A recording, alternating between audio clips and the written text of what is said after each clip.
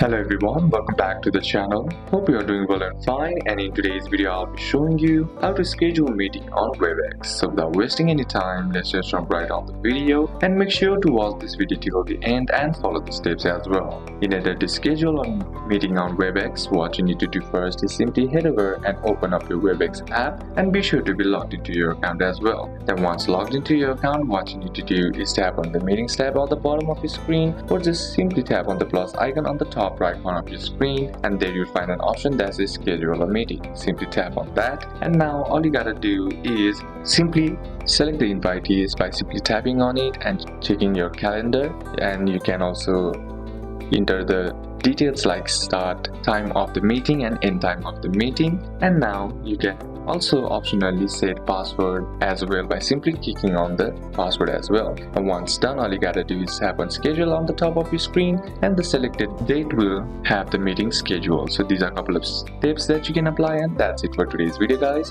Hope this video was useful to you. Leave a like if it did, comment down any questions that you have, and see you soon on the next one.